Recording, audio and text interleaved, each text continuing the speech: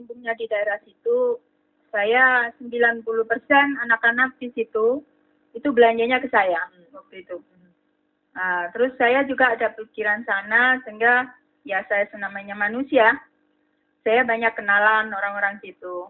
Nah, ceritanya kenapa? Apa karena mereka sering cerita mengenai penghasilan mereka yang cukup besar harinya sehingga buat Anda tertarik? Saya baca dari gaya hidup mereka aja. Nah, jadi kalau orang berduit dan tidak kan tahu. Ya, terus dari mereka belanja ya. Nah, saya ada kerjasama waktu itu sama teman. Karena saya tidak berpengalaman di situ, saya tanam saham. Jadi akhirnya karena ekonomi, karena dalam keadaan saya kayak gitu, serba kekurangan, saya pasrah. Oke. Nah, sekarang kan ada wacana nih, tanggal 18 Juni, 5 hari lagi kurang lebih ini lokalisasi Doli akan ditutup oleh pemerintah. Apa tanggapan Anda dan juga teman-teman di sana? Tadi di tayangan awal kita sudah mendengarkan kan warga semua menolak ya. Nanti kita akan lanjutkan perbincangan ini usai jeda di meja bundar saat lagi. Begitu. Konon, lokalisasi ini lebih dikenal turis mancanegara dibanding kota Surabaya itu sendiri. Cukup banyak versi kisah tutur sejarah Gang Doli menjadi sebuah kompleks prostitusi. Salah satu yang cukup populer menyebutkan, lokalisasi Doli pertama kali didirikan oleh seorang noni Belanda yang bernama Doli. Awalnya, Tante Doli hanya menyediakan beberapa gadis pekerja seks komersial bagi tentara Belanda. Seiring berjalannya waktu, Gang Doli semakin menarik perhatian masyarakat luas. Tidak hanya prajurit Belanda saja yang berkunjung, namun warga pribumi dan saudagar yang berdagang di Surabaya kerap berwisata di kawasan ini. Kisah tutur lain yang menyebutkan kawasan ini merupakan pemakaman warga Tionghoa sekitar tahun 1966. Tanahnya dibongkar dan dijadikan tempat tinggal kaum pedagang. Pada tahun 1967, datanglah seorang PSK bernama Doli Kavit yang menikah dengan pelaut Belanda. Mereka mendirikan rumah pelacuran untuk pertama kali. Awalnya rumah pelacuran Tante Doli diperuntukkan bagi tentara Belanda saja. Namun, lambat laun, Doli menarik perhatian masyarakat umum. Kisah tutur ini masih terus beredar di masyarakat kawasan Gang Doli. Namun sejauh ini masih belum terkonfirmasi secara jelas kisah manakah merupakan sejarah sesungguhnya dari Gang Doli.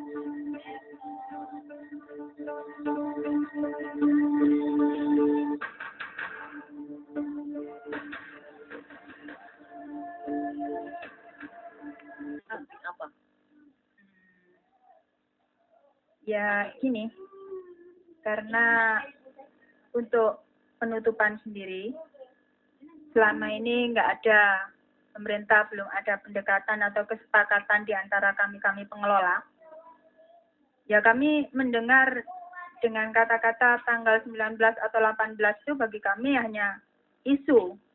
Karena kami sendiri yang bersangkutan tidak pernah ada kejelasan atau ada kesepakatan antara pemerintah dengan yang bersangkutan di sini, yang di bawah. Tahunya dari mana nih? Kan sudah disosialisasikan 5 hari lagi kan tutup.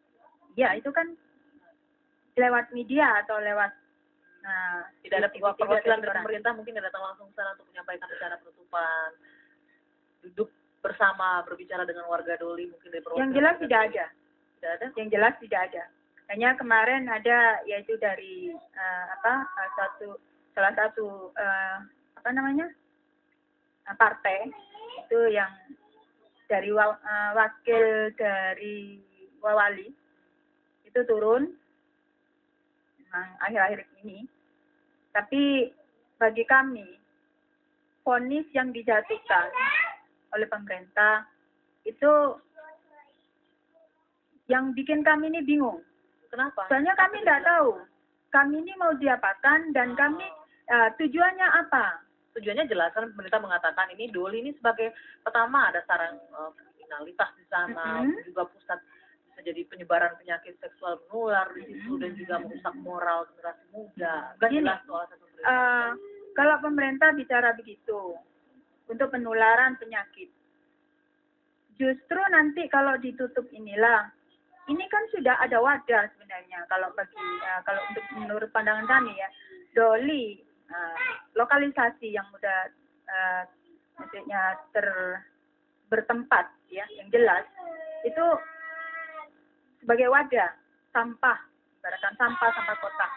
Kalaulah nanti dibubarkan ini, yang terjadi apa? Di luar-luaran itu, justru luar-luar itulah yang gampang untuk menyebarkan penyakit. Kalau di sini kesehatan tiap minggu ada kontrol kesehatan. Untuk menghindari itu, kan makanya pemerintah memberikan pelatihan, macam tuh. Untuk pelatihan. Bekali dengan keterampilan gitu untuk para pekerja. Yang jelas di sana tidak ada. Yang ada memang banyak kan langkah-langkah pemerintah ini yang namanya pelatihan. Pelatihan itu tidak jelas pada kami, pada anak-anak kami. Ya, seperti diadakan pelatihan sehari 2 hari sudah. Okay. Apa itu cukup untuk bekal mereka yang di luar untuk pulang? Coba kita tanyakan langsung ke Mbak Melati. Kira-kira kalau misalnya nanti Mbak Melati diminta untuk berhenti bekerja sebagai wanita harapan di sana, perempuan harapan, mau apa enggak? Saya disuruh berhenti juga mau, asalkan saya dikasih kerjaan yang jelas. Dan uang untuk saya, untuk memulangkan saya itu berapa? Kalau cuma uang 5 juta, buat modal apa? Uang 5 juta itu bisa-bisa sebulan pun juga tidak cukup untuk menyukupi anak dan keluarga saya. Tutup nggak apa-apa, asalkan saya dikasih pekerjaan yang layak, yang lebih jelas. Jangan sok ngomong kasih pekerjaan jadi penjahit. Penjahit itu apa?